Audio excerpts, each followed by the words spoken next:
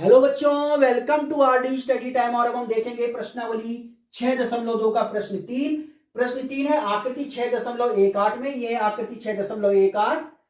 यदि L M समांतर है सीबी के, देखिए एल एम सीबी के समांतर है और एल एन समांतर है सीडी के, एल एन समांतर है सीडी के, तो सिद्ध कीजिए कि ए एम अनुपाते ए बी बराबर है ए एन अनुपाते ए डी। ये हमने सिद्ध करना है। इस प्रश्न को चलने से पहले मैं आपको बता देता हूं आधारभूत समानुपाती प्रमेय, जिसे हम कहते हैं थेल्स प्रमेय। तो देखिए थेल्स प्रमेय क्या है। ये त्रिभुज है एबीसी। थेल्स प्रमेय क्या है? त्रिभुज की किसी एक भुजा के समांतर अगर कोई रेखा खींची जाए, जैसे यहां हम देख रहे हैं बीसी भुजा के समांतर हमने एक रेखा डीई खींच ली है, तो ये डीई रेखा अन्य दो भुजा कौन सी है? ए बी और ए सी को समान अनुपात में बांट देगी। यही है आधारभूत समानुपाती प्रमेय। तो यहां आपको समझाता हूं।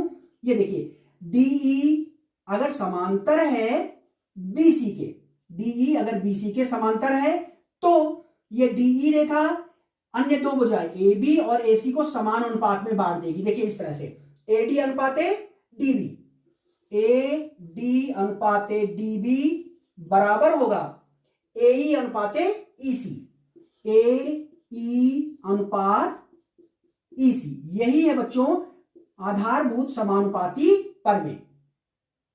यह हमने आपको इस अध्याय के परिचय या इंट्रोडक्शन में भी बताया हुआ है। उस वीडियो को आप जरूर देख लीजिएगा। देखिए आपको यह ध्यान रखना है कि इस भुजा में जिस प्रकार का अनुपात होगा, इस भुजा में भी उसी प्रकार का अनुपात होगा। जैसे आपने यहां देखा एडी अनुपात डीबी, ठीक है, तो इधर हुआ एई अनुपात ईसी। अगर अनुपात इस तरह से हो एडी अनुपात ये पूरी भुजा ए बी, तो इधर होगा एई अनुपात ये पूरी भुजा ए सी। तो आपको ध्यान रखना है बच्चों, इस भुजा में जो अनुपात होगा इस भुजा में भी वही अनुपात होगा। तो ये थी आधारभूत समानुपाती प्रमेय यानी थेल्स प्रमेय। और अब हम देखते हैं बच्चों प्रश्न 3। तो देखिए बच्चों प्रश्न में बताया गया है कि एल एम समांतर है सीबी के। ये देखिए एल एम समांतर है सी बी के। अगर एल एम सी बी के समांतर है बच्चों, तो यहां ध्यान से देखें त्रिभुज ए बी सी में, मैं इसे अलग से दिखा देता हूं आपको। त्रिभुज A B C, A B C में एल एम समांतर है बीसी के। और अगर एल एम बीसी के समांतर है तो एल एम अन्य दो भुजा, त्रिभुज की अन्य दो भुजा ए बी और ए सी को समान अनुपात में बांट देगी। तो आप देखेंगे त्रिभुज ए बी सी में एल एम समांतर है सी बी के, तो एल एम रेखा ए बी और ए सी को समान अनुपात में बांट देगी। अब अनुपात मैंने आपको बताया था कि इस भुजा में जिस तरह का अनुपात होगा इस भुजा में भी उसी तरह का अनुपात होगा, यानी इन दोनों भुजाओं का अनुपात समान होगा। तो बच्चों ध्यान दिए, हमें लाना क्या है, हमें सिद्ध क्या करना है? हमें सिद्ध करना है कि ए एम अनुपाते ए बी, ए एम अनुपाते ए बी। तो देखो बच्चों ए एम, ये ए एम है, ए एम अनुपाते ए बी, तो भुजा का अनुपात देखो कैसा हो रहा है ए एम। पहले हम इसको लेंगे, फिर लेंगे बच्चों हम ए बी को, तो ए एम अनुपाते ए बी। देखिए बच्चों ए एम अनुपाते ए बी, तो इस भुजा में भी वही अनुपात होगा। ये ए एम तो इधर आएगा एल, और ये ए बी ये पूरी भुजा तो इधर आएगा ए सी, ये पूरी भुजा इधर आएगा ए सी। ये अनुपात समान होगा। और ये हम लिखेंगे समीकरण 1, इसे मान लेते हैं समीकरण 1। और ये कहां से लिख रहे हैं बच्चों? हम ये लिख रहे हैं हम आधारभूत समानुपाती प्रमेय से। यहां हमने यूज किया है आधारभूत समानुपाती प्रमेय, तो हम लिख लेंगे आधारभूत समानुपाती प्रमेय से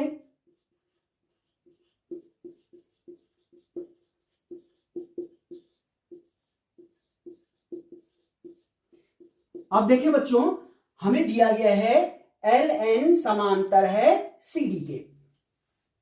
तो देखिए LN ये समांतर है CD के, ये समांतर है बच्चों CD के, ये देखिए समांतर है। तो यहां पे त्रिभुज कौन सा लेंगे, पहले मैं बता दूं, ऐसा त्रिभुज लेंगे जिसमें CD आ जाए, ठीक है, और उसके समांतर रेखा LN भी आ जाए। तो त्रिभुज कौन सा होगा, ACD, ये त्रिभुज ACD। तो हम यहां लेंगे त्रिभुज ACD। तो त्रिभुज ACD में LN समांतर है CD के। मैं इस त्रिभुज को यहां बना लेता हूं, यहां पे देखिएगा बच्चों, ये है ये त्रिभुज, ये ACD। अब आप देखेंगे LN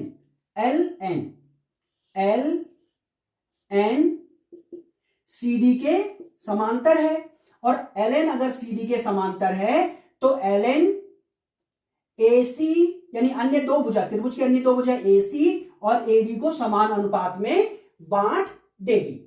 अब देखिए हमें सिद्ध क्या करना है, हमें लाना है AN अनुपाते AD। तो यहां पे इसी प्रकार का अनुपात लीजिए, AN अनुपाते AD, यानी ये लेंगे पहले AN फिर AD, AN अनुपाते AD। जैसे इस भुजा में अनुपात लेंगे वैसे ही अनुपात इस भुजा में भी लेना होगा, यानी AL अनुपाते AC, AL अनुपाते AC, ये समान होगा, बराबर होगा, ठीक है। ये हम कहां से कह रहे हैं, ये हम कह रहे हैं आधारभूत समानुपाती प्रमेय से। तो आप लिख लेंगे आधारभूत समानुपाती प्रमेय से, और ये समीकरण 2 हो गई। अब आप बच्चों ध्यान से देखें इसे, समीकरण 1 और समीकरण 2 को। आप समीकरण 1 और 2 को ध्यान से देखेंगे तो आपको दिखेगा यहां पे कि ये दायां पक्ष बराबर है। ये देखिए AL अनुपाते AC, AL अनुपाते AC, दायां पक्ष क्या है, बराबर। अगर दायां पक्ष बराबर है बच्चों तो बायां पक्ष भी बराबर होगा। तो हम लिखेंगे समीकरण 1 व 2 से, समीकरण 1 व 2 से AM अनुपाते AB बराबर होगा AN अनुपाते AD के। AM अनुपाते AB बराबर होगा बच्चों AN अनुपाते AD के, और यही हमने सिद्ध करना था। तो ये सिद्ध हो गया बच्चों यहां पे। तो ये था बच्चों प्रश्न 3, और अब हम देखते हैं अगला प्रश्न। अब देखते हैं बच्चों प्रश्न 4। प्रश्न 4 है आकृति 6.19 में, यह है आकृति 6.19, DE समांतर है AC के। देखिए बच्चों DE, यह है DE, ये AC के समांतर है। बच्चों इसे समझ ले पहले, ये DE है और ये AC के समांतर है। अब आप देखिए बच्चों, हमने यहां त्रिभुज लेना है, ऐसा त्रिभुज लेंगे जिसमें AC भुजा आ जाए, ये त्रिभुज की भुजा AC आ जाए, और DE रेखा आ जाए, ठीक है, और DE रेखा AC के समांतर है। तो कौन सा त्रिभुज होगा, ABC। इसे अलग से दिखा देता हूं बच्चों, देखिए त्रिभुज ABC, ये त्रिभुज की भुजा AC है, और इसके समांतर एक रेखा है DE रेखा AC के समांतर है, ठीक है, DE रेखा AC के समांतर है। अब समझे बच्चों, यहां पे अगर DE रेखा AC के समांतर है तो ये DE रेखा अन्य दो भुजाएं, त्रिभुज की अन्य दो भुजा AB और BC को समान अनुपात में बांट देगी। सबसे पहले हम लिख लेते हैं त्रिभुज ABC में, त्रिभुज ABC में DE समांतर है AC के। तो हमने कहा DE रेखा AB और CB को समान अनुपात में बांट देगी। अब देखिए अनुपात हम इस तरह से लेंगे जो हमने सिद्ध करना है। हमने सिद्ध क्या करना है, BF अनुपाते FE। तो यहां BF तो आएगा नहीं, FE आएगा नहीं। BE अनुपाते EC, BE अनुपाते EC, BE आएगा, देखो BE अनुपाते EC। तो BE अनुपाते EC लिख लेता हूं मैं यहां पे, BE अनुपाते EC। मैंने आपको बताया था कि इस भुजा में जो अनुपात होगा यहां भी वही अनुपात होगा। यहां BE अनुपाते EC है तो यहां BD अनुपाते DA, BD अनुपाते DA के बराबर होगा। और ये है समीकरण 1 और ये हमने लिखा है आधारभूत समानुपाती प्रमेय से, आधारभूत समानुपाती प्रमेय से। अब देखिए बच्चों, हमें बताया गया है DF समांतर है AE के। तो देखते हैं बच्चों, DF ये DF है, DF समांतर है AE के, AE ये है बच्चों AE, तो DF AE के समांतर है बच्चों। तो देखें DF AE के समांतर है, तो AE जो त्रिभुज की एक भुजा होगी, DF एक रेखा है, ये अन्य दो भुजा कौन सी होंगी, AB और BE। तो कौन सा त्रिभुज होगा, यहां दिखा देता हूं मैं आपको। त्रिभुज होगा बच्चों ABE, ये त्रिभुज ABE, ये त्रिभुज की AE भुजा है, और DF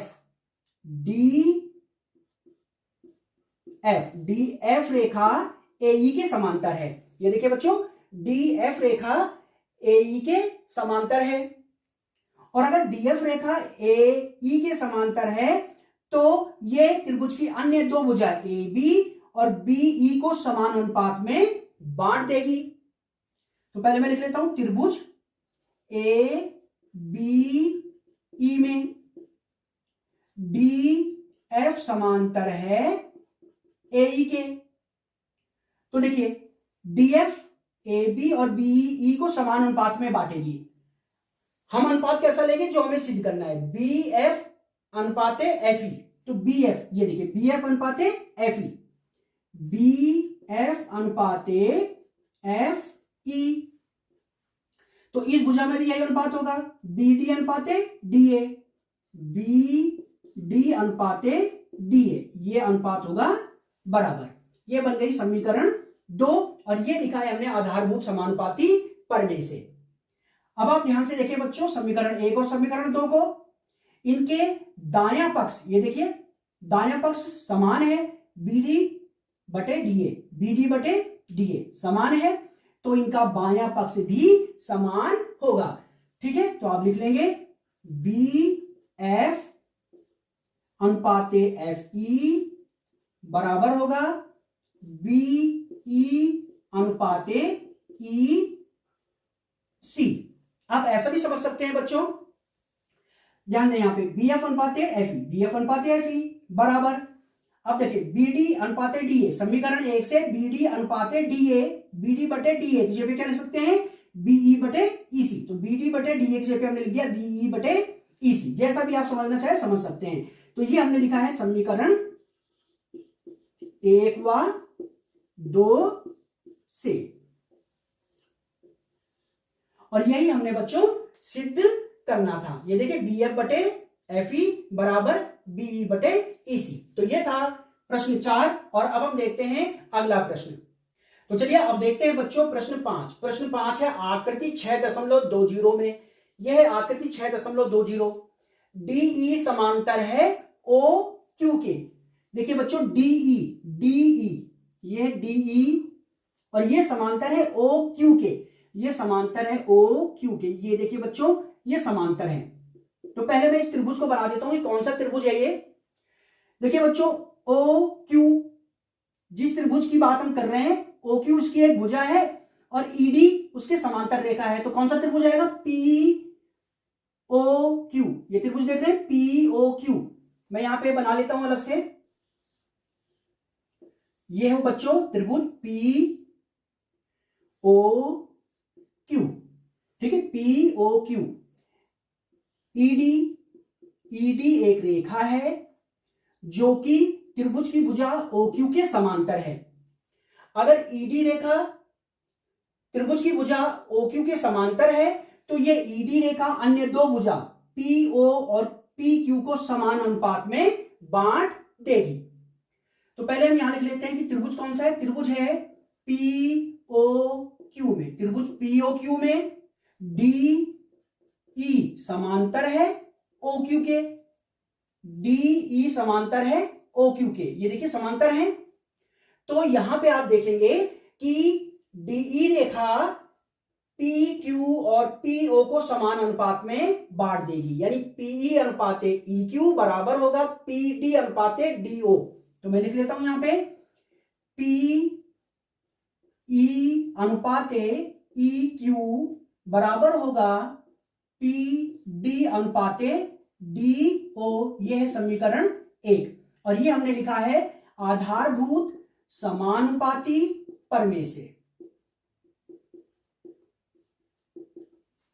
अब देखिए बच्चों, हमें प्रश्न में बताया गया है कि डी एफ ओ आर के समांतर है। तो डी एफ देखें बच्चों, ये है डी एफ, ये डी एफ ओ आर के समांतर है। तो त्रिभुज कौन सा होगा जो हमें यहां लेना है, वो होगा पी ओ आर। उसमें ये त्रिभुज की भुजा है और डी एफ इस भुजा के समांतर है।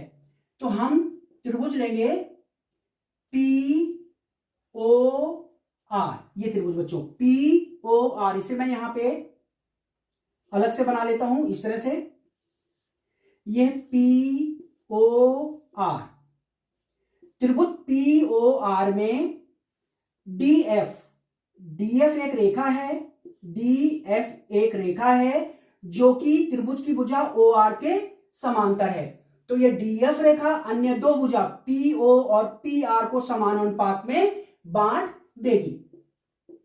तो देखिए त्रिभुज पी ओ आर में हमें बताया गया है कि डी एफ समांतर है ओ आर के, और अगर समांतर है तो डी एफ पी ओ और पी आर को समान अनुपात में बांट देगी। देखिए पी डी अनुपाते डी ओ बराबर होगा पी एफ अनुपाते एफ आर।